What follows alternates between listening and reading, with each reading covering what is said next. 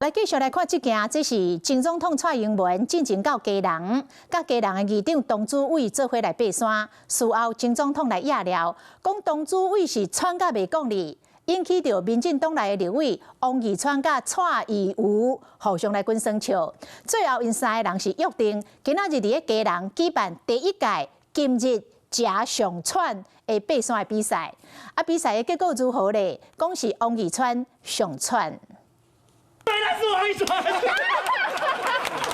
等一下，驗證過嗎？大家笑甲變過，民進黨立委王義川得到今仔日上喘的封號，剛開始個淡薄懷疑，為手正淡輸贏，真輸真甲正感官。今日誰最喘？王義川最喘。其他兩個參賽者，基隆市議長唐主委甲民進黨立委蔡宜妤，尤其蔡宜妤看起來真輕鬆，就是因為。 根據網友投票，預測上個爬山爬甲上喘，蔡宜妤以52%得票率排第一。嚴格其實一直爬山前，就真有信心。對我來說，小菜一碟啦。喘跟喘就1聲跟3聲而已，我覺得要小心一點。我上一次走是高中哎。你看我們發揮了這個地主優勢，這麼多的這個。 市民好朋友來幫我們加油，應該是不是我們，應該是幫我加油了。好講家一比一中，雖然結果袂歹，不過參賽過程充滿着插曲。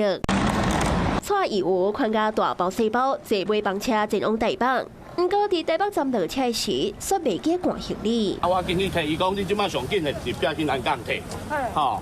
不然他再送回來，你來不及。送回來，因無法度送，而且叫我隔天6點來那裡拿。看起來行李失蹤，並無影響蔡宜妤的表現。安那上傳的王義川，敢若是愈拼愈勇，化賭三戰。第二組我們剛剛有講，就蘇巧慧嘛，林國章跟黃世杰，那他們贏了呢，就會進入到這個下一輪。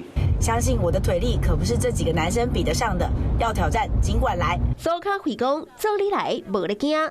林國章是和小英前總統認證，體力比唐主委較好。如今紅化賭三戰，後一屆的爬山比賽看起來將有信心。Hello， 我是林仙怡，想要搶先掌握最及時的新聞資訊嗎？趕快訂閱、按讚、開啟小鈴鐺，鎖定華視新聞 YouTube 頻道。